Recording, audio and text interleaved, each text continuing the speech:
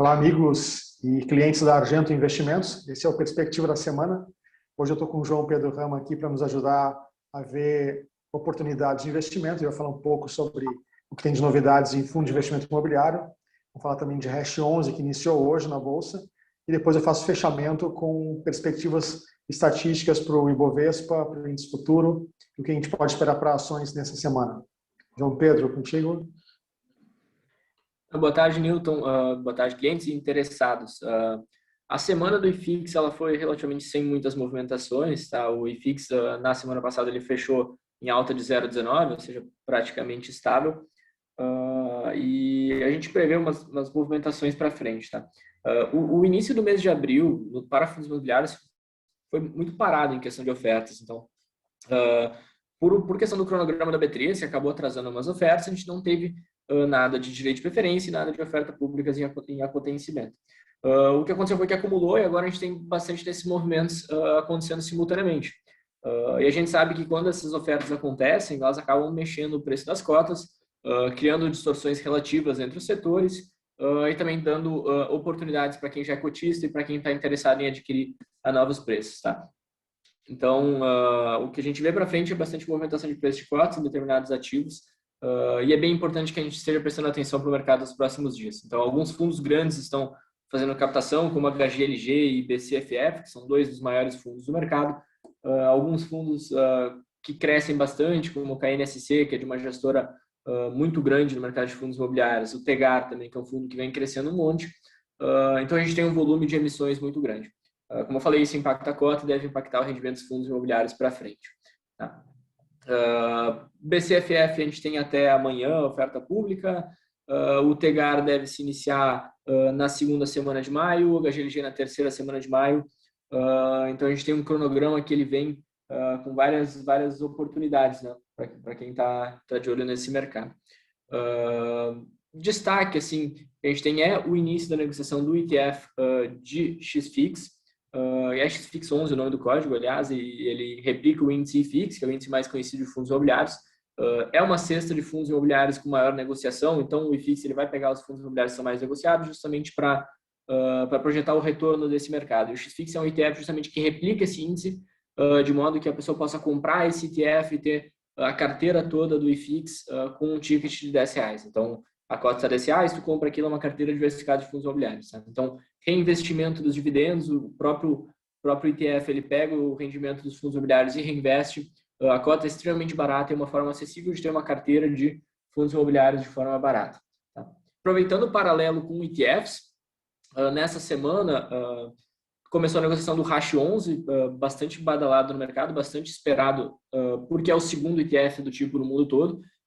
É um ETF de criptomoedas da gestora Hashdex, que é também um índice de criptomoedas definido. Tá? É 70% Bitcoin, 20% Ether, alguma posição em Bitcoin Cash, Litecoin e outras participações menores. Mas a ideia é ser justamente também, assim como o IFIX é um índice que representa o mercado de fundos imobiliários, o Hashdex, o HDAI, que é o índice, ele tenta ser o índice do mercado de criptomoedas. Então, inicia na B3 o instrumento de negociação, que é esse ETF, em que a pessoa pode, com uma cota de R$50, está um pouquinho mais de R$50 hoje, comprar uma carteira de criptomoedas, ou seja, a primeira forma regulada pela CVM de tu ter criptomoedas, ter uma exposição a esse ativo. Então, é um ativo que vem sendo bastante questionado pelos clientes e que começa a negociar hoje e deve ter um aumento de liquidez ao longo do tempo. Então, para quem é interessado pelo mercado de criptomoedas, essa é a primeira forma regulada de ter acesso a ele e, de certa forma, extremamente eficiente, né? Porque tu vai ter uma carteira que vai pegar as criptomoedas que são mais negociadas, né? Principalmente Bitcoin e Ether, tá? Mais ou menos na proporção em que elas têm liquidez. Então, a cota saiu a R$50, a oferta saiu um pouquinho menos que isso na emissão inicial, 47,50. Dada a oscilação das criptomoedas no período, ela já abriu hoje a 52, mas acho que o Newton vai abrir o gráfico intraday ali, né? Passo a bola para ti, então. O Hash 11 começou hoje mesmo, ele abriu a 52 e logo em seguida, já nos primeiros 10 minutos, ele caiu aí o equivalente a 4%. Então, abriu já caiu muito rapidamente.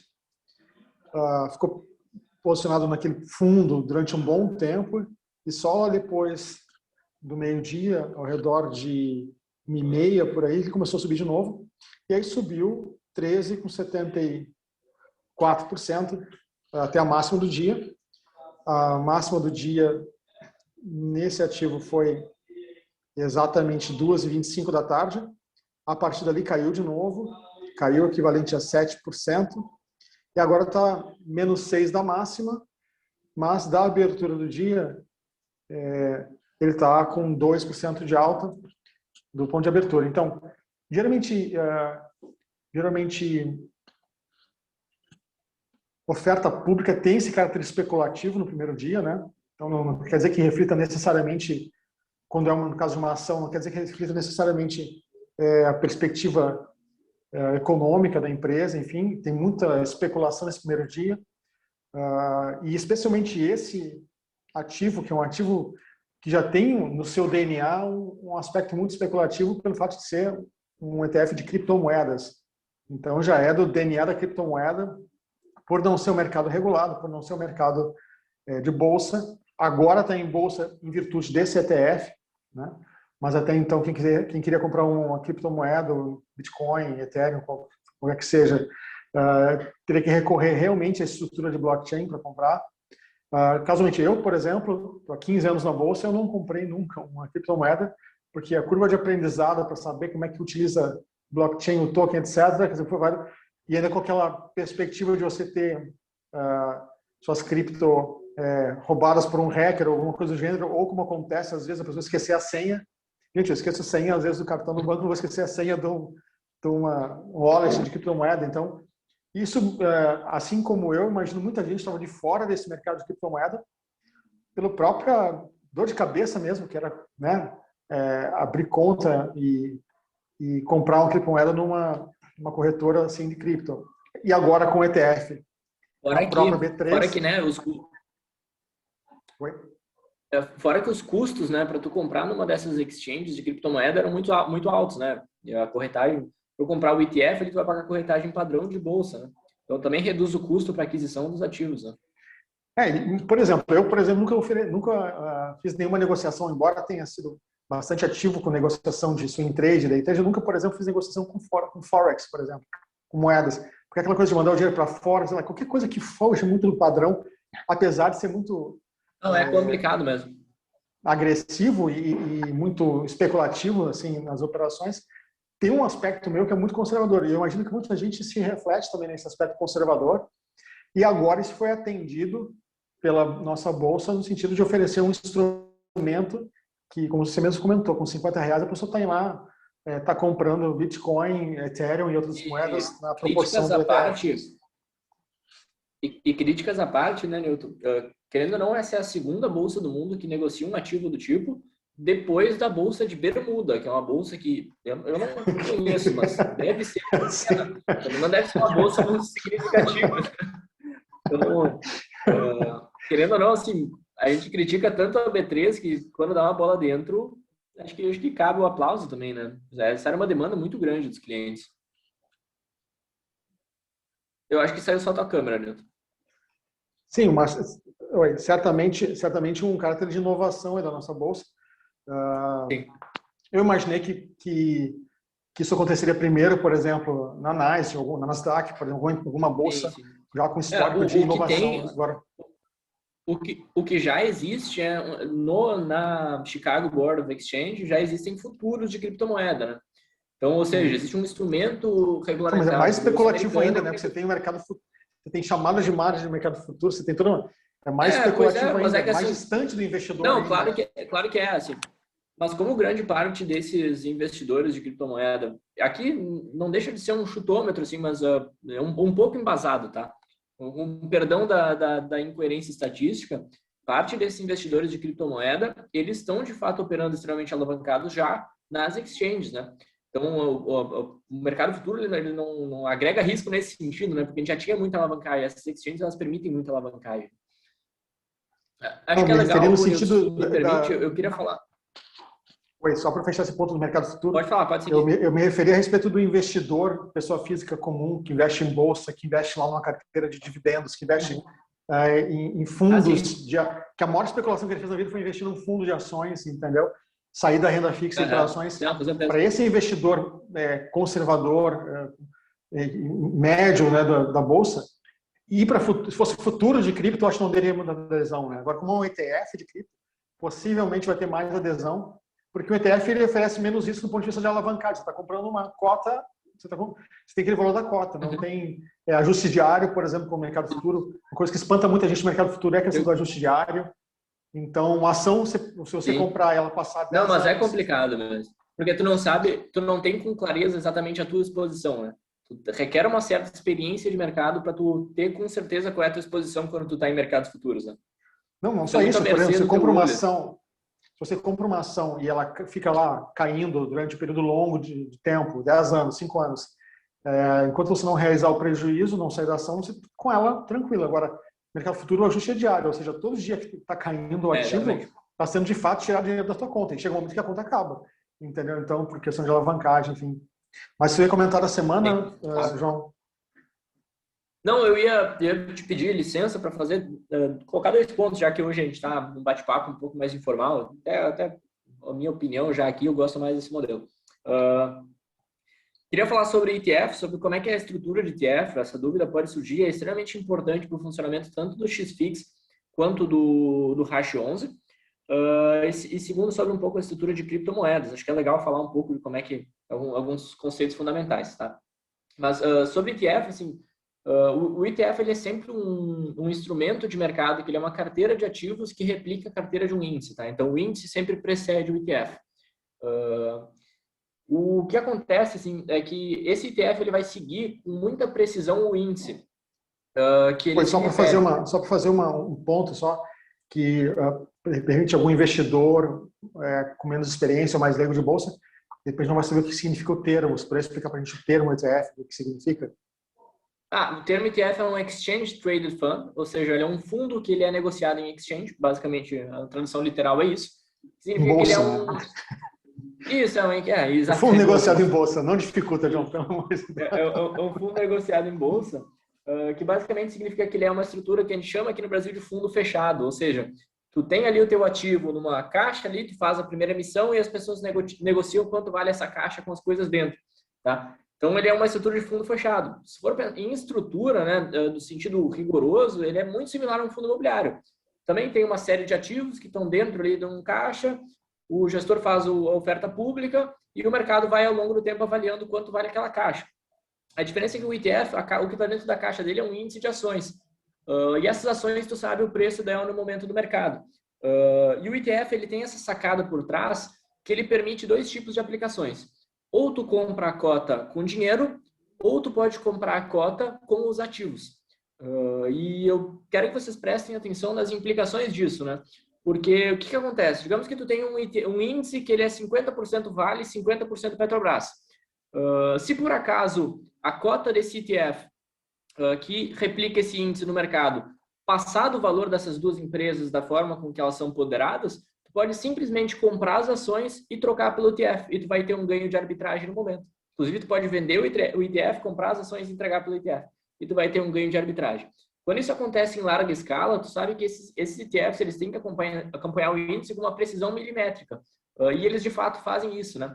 Existem alguns indicadores que se usam para medir esse acompanhamento, principalmente o tracking error, que é basicamente uma medida que mede o quanto 2 ativos oscilam de forma similar ao longo do tempo. Mas a ideia é que esses ETFs eles sempre acompanham com muita precisão o valor dos ativos. Então, assim, eu quero alertar todo mundo que está vendo que vai acontecer muita gente achando que uma negociação do índice aconteceu porque o mercado especulou sobre o valor das criptomoedas. Na verdade, não. O que acontece ali é a própria oscilação das criptomoedas, tá? Isso funciona um pouco melhor na teoria do que na prática, principalmente nesse começo do ETF que tem pouca liquidez, inclusive hoje a gente já teve um problema quanto a isso. Mas ao longo do tempo, conforme esse mercado ganhar maturidade, vocês vão ver esse ETF acompanhar com muita precisão o valor das criptomoedas que estão dentro dele, tá? Aqui cabe também que vocês conheçam a gestora Hashdex, HASHDEX. No próprio site deles, eles colocam a cotação atualizada, mesmo que o mercado no Brasil esteja fechado, eles conseguem colocar a cotação lá, porque eles sabem o valor das criptomoedas, que é um parênteses, para quem não sabe, criptomoedas são 24 horas por dia, tá? Então, vocês podem acompanhar a cota o tempo todo lá. E conhecer também um pouco da gestora, eles sempre abrem a composição do índice. Para um ETF é sempre importante que o índice tenha a composição aberta, e está tudo bem definido lá. Sobre criptomoedas e principalmente sobre blockchain, que é o assunto subjacente que é na realidade o que importa, né? A blockchain é uma tecnologia de descentralização do custo de confiança numa economia. Hoje todo o nosso sistema de pagamentos ele é baseado em uma autoridade central processar o dinheiro que a gente envia e replicar para outra contraparte da nossa transação. Então a gente é extremamente dependente dessas autoridades centrais para tudo que a gente faz. Então se eu quero fazer uma transferência entre meu banco, a gente sabe que o meu próprio banco usa a moeda dele para fazer a transferência entre as duas pessoas. Eu quero transferir para outro banco, tem que passar pelo Banco Central. E a criptomoeda é um protocolo de segurança que consegue fazer que, via criptografia, esse processo seja descentralizado. Tá? E ele acontece criando blocos. Assim, não quero ser extremamente técnico aqui, até porque eu também não sou autoridade nenhuma no assunto, mas basicamente são blocos subsequentes em que várias pessoas com poder de computação, ou seja, com computadores super poderosos, vão tentando colocar chaves aleatórias até que elas validem a transação. Quando uma transação é validada, todo mundo tem que aprovar ela e ela faz parte do bloco. O que isso implica? Que se eu estou hoje na transação número 50, por exemplo, lá no início do Bitcoin, e eu quiser alterar a transação número 38, eu tenho que conseguir corromper a transação 38, convencer todo mundo da 38, convencer todo mundo da 39, da 40, da 41, da 42. E o ponto central é o seguinte: é muito mais eficiente. Não é impossível, tá, Newton? Mas o que acontece? Requer muito mais poder computacional tu corromper todas elas do que tu minerar. E tu poderia simplesmente validar uma transação verdadeira, tu ia usar menos poder computacional e tu ia ganhar mais dinheiro relativamente. Então, para o mesmo poder computacional, tu ganharia mais dinheiro validando transações verdadeiras do que falsificando elas. Então, é a teoria dos jogos isso na economia, né? Tu não tem incentivo para corromper, porque se teu objetivo é só ganhar dinheiro, é preferível que tu minere, que tu de fato valide transações autênticas. E isso funciona, isso é comprovado de várias formas, tá? Tem o white paper famoso do Satoshi Nakamoto, que é o cara que inventou a blockchain, mas que faz com que seja um protocolo extremamente seguro e descentralizado. A longo prazo, as pessoas estimam que isso vai ser uma maneira de evitar com que a gente tenha que sempre ter esses intermediários nas transações. Porque esses intermediários, primeiro, eles se sobrepõem, eles autorizam e validam as transações. A gente não necessariamente quer que alguém valide nossas transações, a gente faz transações da forma que a gente quiser, não tem ninguém por que ninguém se meter nisso. Mas, segundo, eles sobrecarregam, eles têm, de certa forma, eles são um custo também para essas transações. Então, o Bitcoin entra com essa promessa. Fora que ele tem a questão da oferta dele ser finita, a gente sabe exatamente o cronograma de quanto de oferta de Bitcoin vai estar disponível no mercado, isso faz com que a gente não esteja à mercê de uma política monetária, como a gente está com uma moeda fiduciária, como o real, o dólar e qualquer outro, que tem um banco central emitindo ali moeda ou ativos ou títulos, enfim, de várias formas, ele está controlando a quantidade de moeda disponível. Na criptomoeda isso não acontece, então é daí que vem a associação de criptomoeda e um hedge contra a inflação. Não sei se não ficou confuso, né? Tu que está aí me ouvindo, vê se o que tu achou, assim, se ficou claro.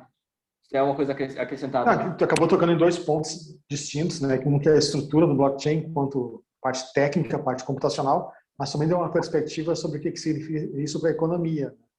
Agora, pegando esse gancho com a questão econômica, um dos temores que tem investidores de blockchain, a gente pode chamar assim, quem compra criptomoedas, é a questão de uma possível regulamentação, né? Uma regulação, sei lá, seja do Banco Central, de algum país ou de todos os países, alguma forma de tentar podar essa vamos dizer assim, essa iniciativa, né? Sim. E isso certamente vai refletir no preço do ETF. Sim e não. O grande porém é que é extremamente difícil tu regular isso, tá? Então, do ponto de vista de protocolo de segurança, entre aspas, ele é basicamente inverificável. Então, o medo da regulação ele vem muito mais a uma questão fiscal do que de funcionamento, porque tu não pode impedir uma pessoa de usar poder computacional porque ela quiser. Isso seria extremamente autoritário. Assim, mas, assim, não sou especialista em questão normativa, longe disso. Assim. O grande ponto é que é extremamente complicado definir qual é o papel da regulação na criptomoeda. Esses tempos eu vi uma palestra do Gary Gensler, ex-presidente da da SEC, né, que é a CVM dos Estados Unidos, ele mesmo diz assim, bom, a gente tem uma necessidade normativa que a gente vai precisar de regulação, mas vai demorar muito tempo para a gente descobrir qual é o papel da regulação nisso. Primeiro porque o Bitcoin ele não pediu liberdade para ninguém para acontecer. Ele não precisa da autorização de ninguém para rodar como protocolo. E assim como a moeda, basta que as pessoas depositem confiança nele que ele vai ter valor.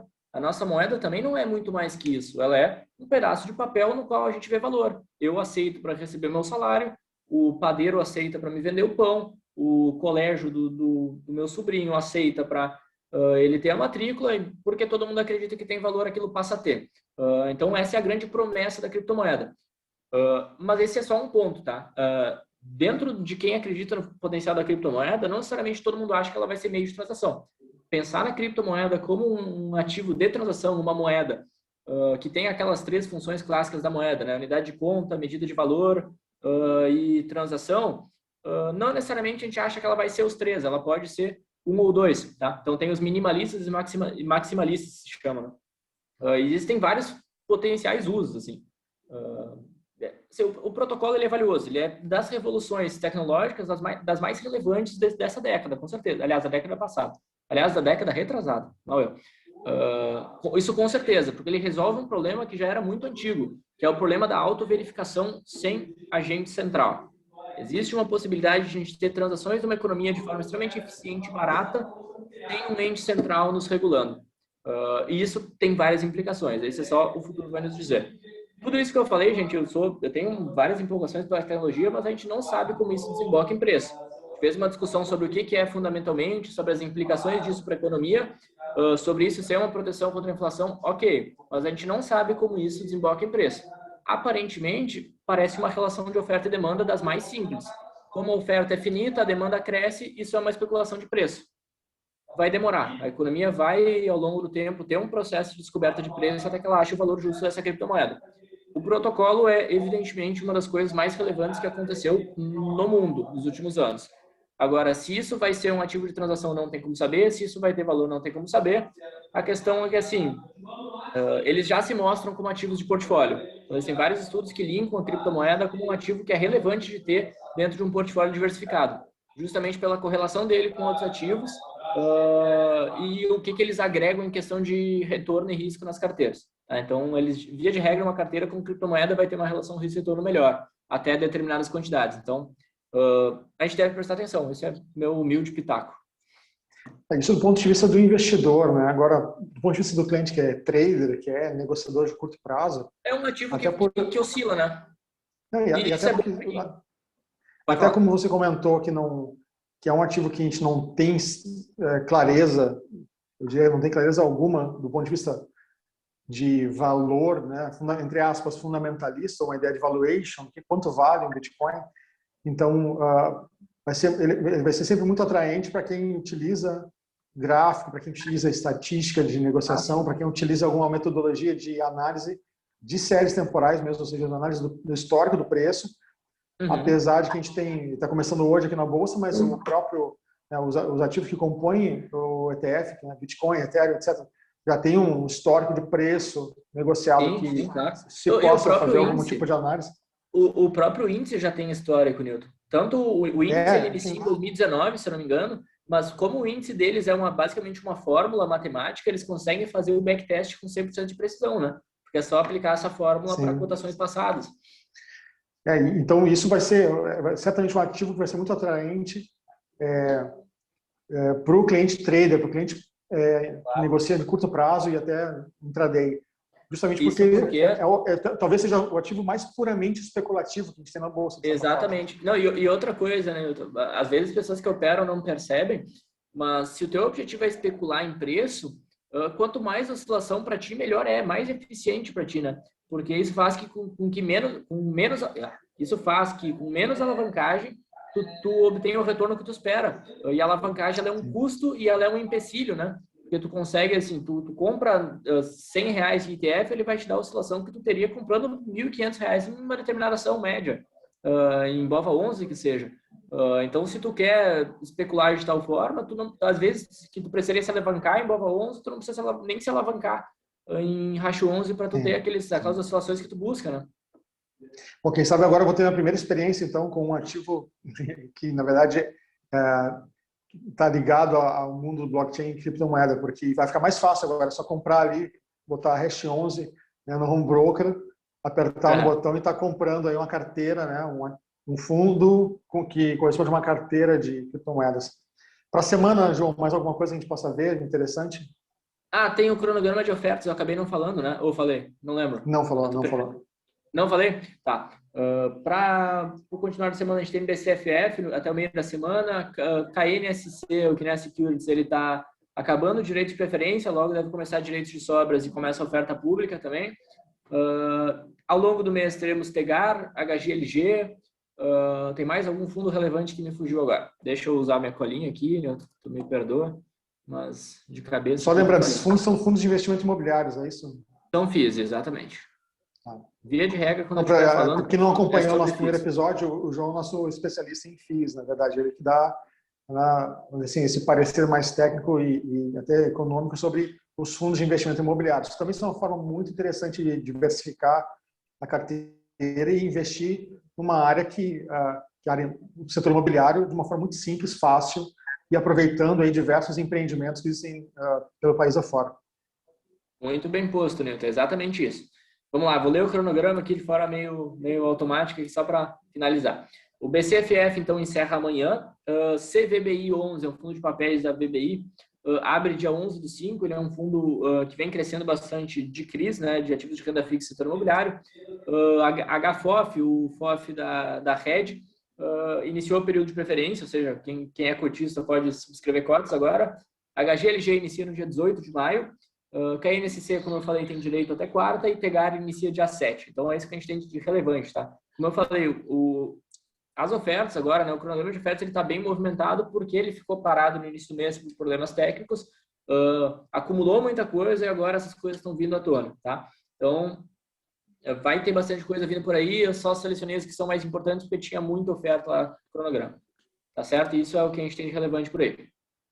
Uma perspectiva técnica aqui para a semana, tá? A gente está com o Ibovespa no mês ao redor, aí, índice futuro olhando aqui, no mês ao redor de 3% de alta, tá?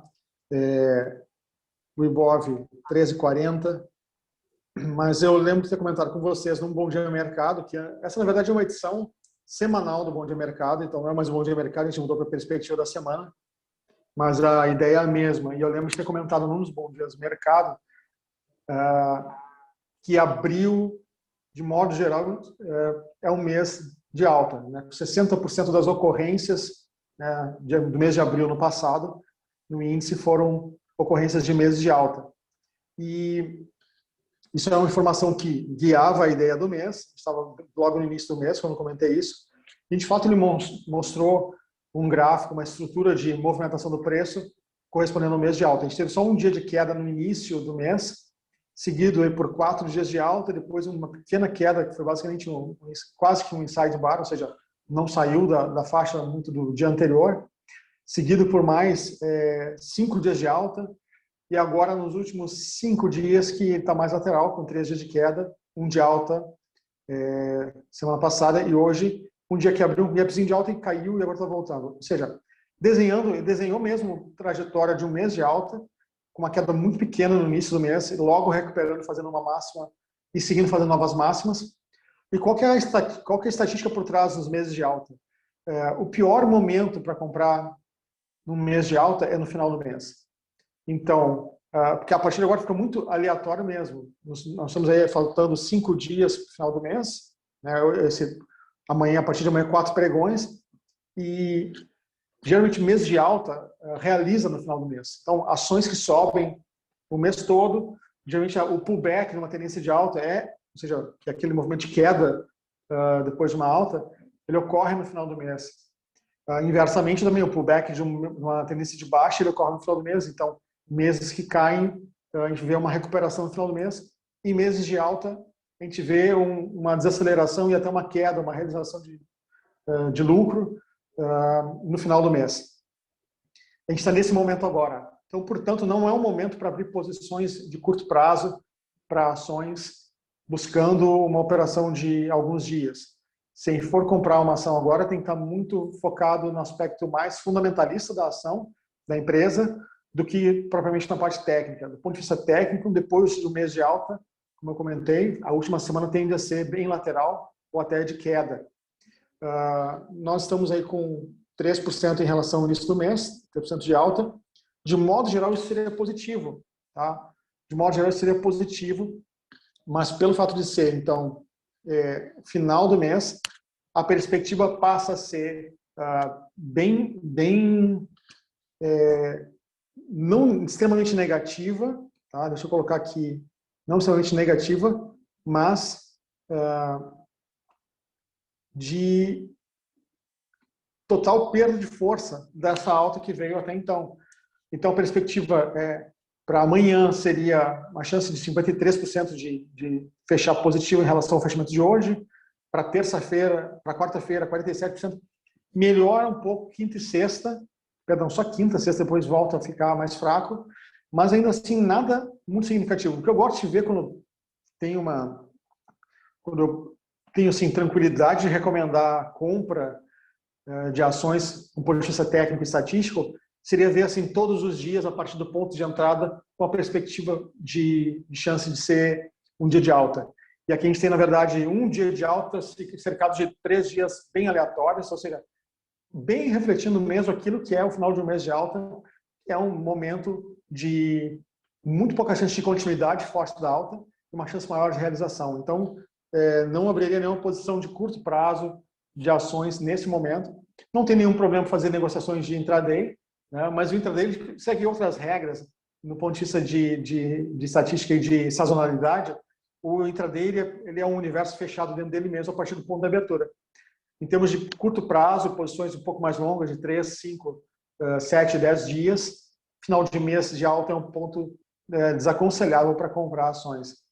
Mas sempre tem alguma ação retardatária que de repente não subiu o mês todo e que a gente às vezes acompanha nessa mudança de setores, né, puxando o Ibovespa. Eventualmente tem setores que puxaram o Ibovespa nessa alta do mês e que agora param de subir, e os outros setores ficaram de repente laterais ou caindo. Pode ser que tenha uma alta, mas não com peso suficiente no Ibovespa para puxar o índice como um todo. Do ponto de vista do índice, do ponto de vista do mercado, a tendência seria uma realização, mas sempre pode ter algum papel retardatário que não subiu até então, que de repente possa subir. Mas tem que ter muito cuidado. Não é um momento assim que o mercado todo está voltado para o movimento de alta. Pelo menos até semana que vem. Semana que vem, início de mês é sempre bastante favorável. Início de mês é um momento de a gente ter rapidamente uma ideia de como o mês vai se desenvolver.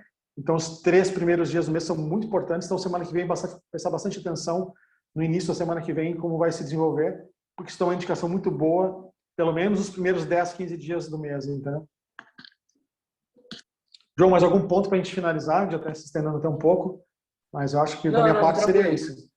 Tranquilo, da minha parte também. Muito obrigado pela tua presença, João. João Pedro Rama, nosso especialista aqui em fundos de investimentos imobiliários na Argenta Investimentos. Eu sou o Newton Lynch, analista CNPIT. Podem entrar em contato conosco pelo Instagram ou mandando mensagens no próprio YouTube. A gente está aqui para ajudar vocês a investir cada vez melhor. Um grande abraço para todos vocês. Fiquem com Deus e boa semana. Feito, um abraço.